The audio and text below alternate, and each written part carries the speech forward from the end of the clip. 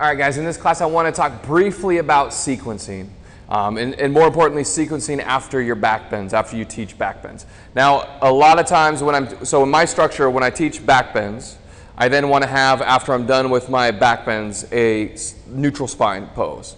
And what I see it when I'm doing my teacher trainings, when I'm leading these teachers is, and I'm also seeing it when I'm taking classes from other teachers, is right after a backbend, a lot of times for their neutral spine pose, they'll throw in happy baby. And I kind of want to explain of why I teach my trainees that happy baby is actually not a neutral spine pose. But first I want to talk about what's a neutral spine pose. It's pretty self-explanatory. A neutral spine pose is a pose where your spine is neutral. Now that's kind of sometimes hard for people to wrap around what exactly is that neutral spine. And so the easiest one to explain what's a neutral spine pose, or what would be an example of one, right, just here. Feet down, knees up, and I can feel this kind of natural curve in my lower back. I can slide my fingers underneath a ways, maybe my hand, but I'm not in some deep bridge. I'm not completely flattening the back against the lower back. I'm just resting here, feeling that I have my natural lumbar curve right there, right?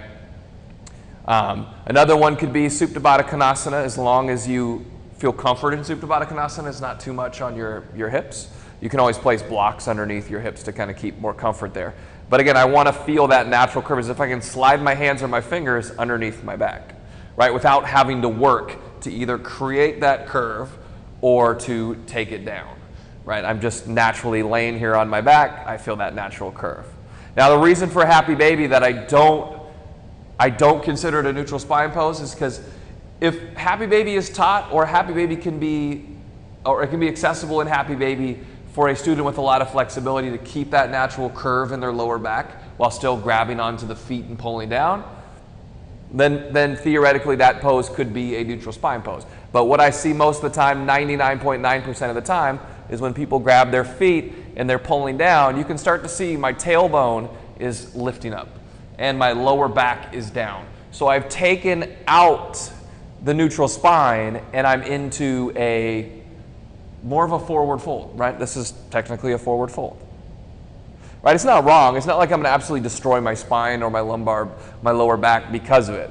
But just pausing in a neutral spine pose for just, 30 seconds, 45 seconds in between these deep back bends, or after the deep back bends, it can be a really nice thing for the low back and prevent potential shocking the system. So for example, if I'm in bridge pose and I got my back in some sort of back bend, or I'm in wheel, the thing I don't want to do is right away just go right into the opposite thing here, right?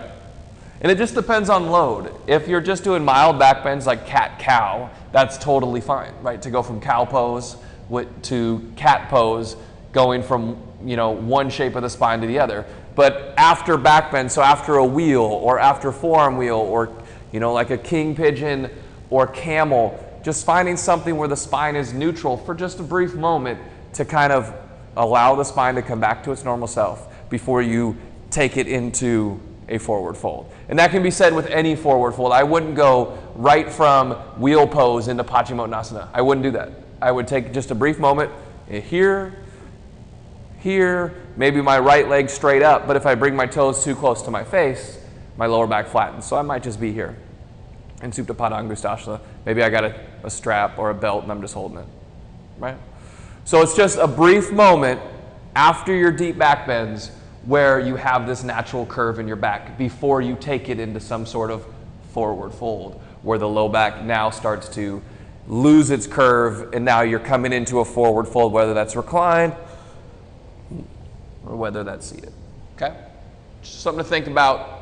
After deeper back bends, let the spine come back to its normal state before taking it to the opposite, might be extreme, but the opposite direction, okay?